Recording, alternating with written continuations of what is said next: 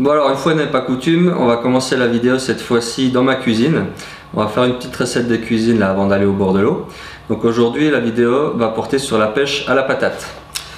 Donc je vais vous montrer un petit peu en fait comment surtout préparer les patates, parce que le grand secret de cette pêche là, il est là, c'est dans la préparation. Donc il faut déjà commencer par sélectionner une variété de patates à chair ferme. Quelque chose donc qui va bien résister à la cuisson et qui va bien tenir à l'hameçon plus tard, ce qui est très important dans cette pêche là. Donc moi j'utilise la variété Franceline, c'est une variété avec un tubercule rouge comme ça. Et donc celle-ci elle est ferme, c'est des patates qui sont faites pour être rissolées ou faites à la vapeur. Voilà, une bonne patate à chair ferme. Donc pour une partie de pêche on va prendre une dizaine de pommes de terre, ça suffit largement. Donc les patates, je vais les éplucher. Ensuite, je les cuis dans l'eau bouillante avec du sel. Et après, je vais vous montrer la suite de la préparation.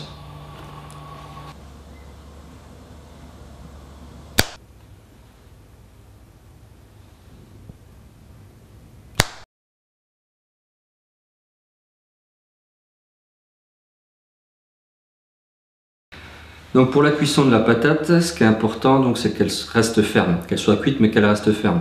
Donc on plante un couteau pendant la cuisson de façon à voir en fait à quel moment on doit l'arrêter. Donc il faut que le couteau s'enfonce vraiment péniblement, tout doucement dans la patate. Donc quand c'est le cas, en fait il faut la cuire un petit peu moins que si c'était pour les manger personnellement. Donc une fois que ça c'est fait, il faut vraiment bien arrêter la cuisson, c'est-à-dire qu'on vide les patates dans l'évier et on met tout de suite de l'eau froide dessus, on les met même dans l'eau froide dans la casserole pour être sûr de bien arrêter la cuisson pour pas que la patate continue à cuire et alors après elle se transformerait un petit peu en purée. Donc une fois que la cuisson c'est ok, donc on met les patates sur une planche à découper et puis donc on utilise des emporte-pièces en fait pour former des pellets dans les patates. Donc là on obtient 2 tas de patates, un tas de pellets donc qui vont servir à léchage et un tas de bouts de patates qu'on va finir au couteau. Et là cette fois-ci on va l'incorporer à l'amorçage. Voilà, donc deux types de patates, les pellets pour léchage et les petits morceaux qui restent de côté qu'on va incorporer à l'amorce. Pour léchage, la patate elle peut être utilisée telle quelle bien sûr, c'est très attractif pour la carpe, très bon appât. Après il y a 2 problèmes. Le principal c'est que ça ne va pas se conserver, donc il faut l'utiliser quasiment le jour même ou le lendemain parce qu'on peut préparer ça quand même la veille. Et par contre si on veut le conserver plus longtemps, on peut mettre les pellets de patates dans des dips comme ça, dans lesquels il y a pas mal de conservateurs et du coup ça permet de conserver la patate plus longtemps. Et après donc bien sûr le gros avantage de ces dips là, c'est qu'avec des dips de différentes couleurs et différents parfums, et bien on obtient aussi donc des pellets de patates de différentes couleurs et de différents parfums. Donc là je vais préparer mes petits pellets de patates, donc je les mets dans des petites boîtes comme ça. Après voilà, j'ai autant de boîtes qu'il faut que de parfums que je veux préparer. Donc je mets une quantité de pellets dans chaque boîte. Là je vais préparer 3 parfums on va dire. Voilà, et ensuite donc je prends mon dip. Donc moi j'aime bien en général faire quelque chose au maïs. Donc là par exemple j'en ai un, c'est maïs vanille. Et je vais faire aussi un amorçage, on verra après, dans la même idée, amorçage maïs vanille en restant sur le même parfum. Et après donc je vais juste avoir 2 parfums supplémentaires. Un parfum patate, où je mets rien dedans. Et le dernier, donc quelque chose qui va différencier au niveau couleur, pour essayer de faire une petite tache de couleur pour intéresser la carpe. Donc par exemple là j'ai un krill rose fluo. Donc là une fois que le pellet de patate sera bien imprégné du rose fluo, on va vraiment avoir une petite... même principe que les pellets flottants que j'ai déjà utilisés, ou le principe de la pop-up en fait, où on a un point de couleur qui se démarque de l'amorçage.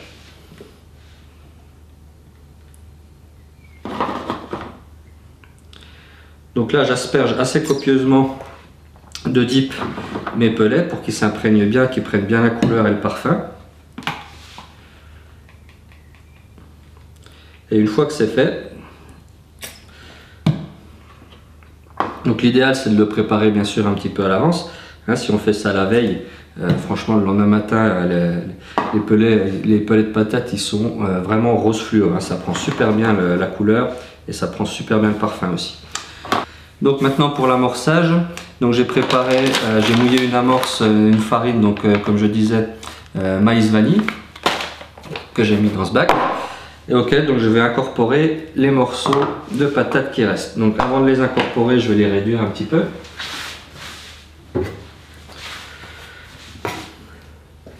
Donc j'y mets un petit coup de couteau comme ça, c'est juste pour pas avoir des trop gros morceaux dans l'amorçage.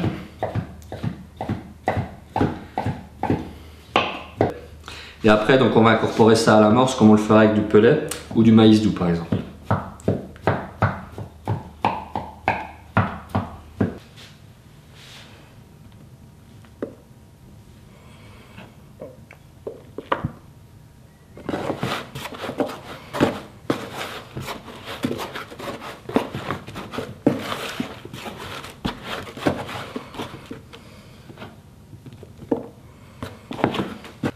Voilà, donc là on obtient un mélange assez collant parce que la farine c'est à base de pellet broyé et puis la patate donc ça contient énormément d'eau.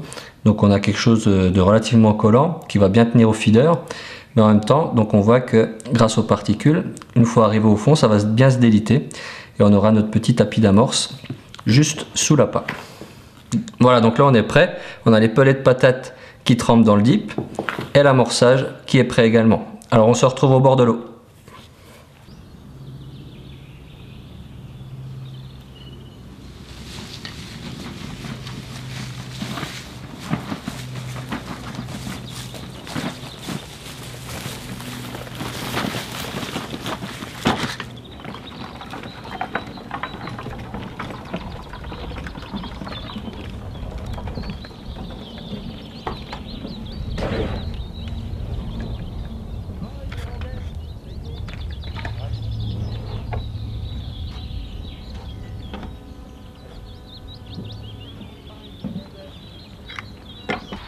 Bien, ça y est, je suis installé au bord de l'eau là pour ma petite pêche au kiver.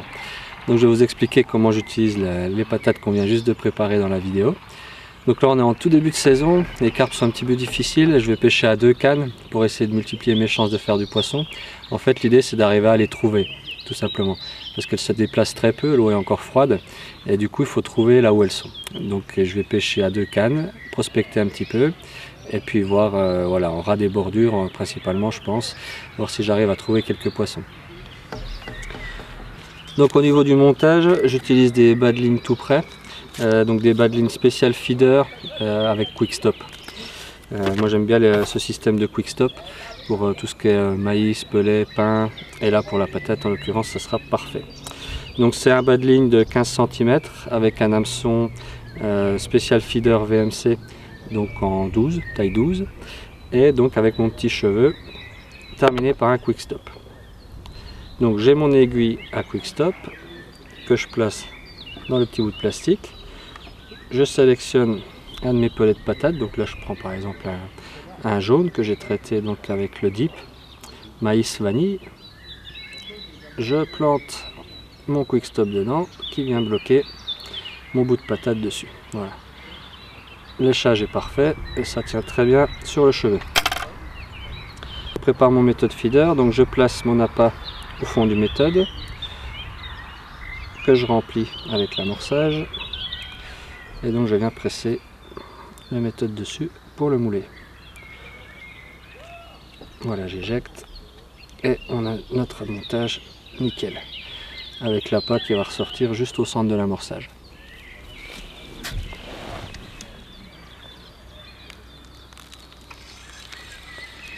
Allez, on envoie ça à l'eau.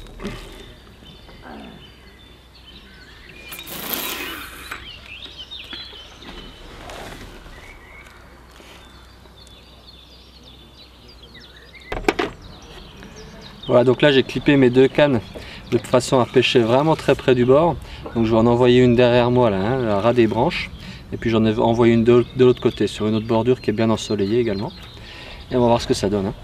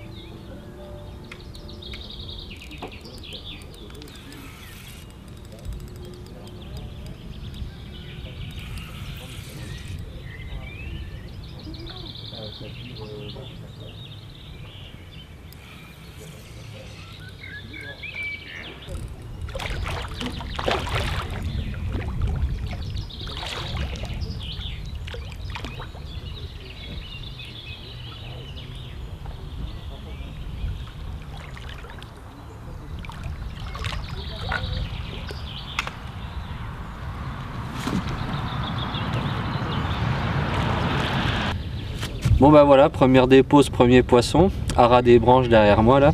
Moi ça sentait quand même pas mal le poisson, j'avais vu un ou deux sauts avant. Elle a été bien gentille.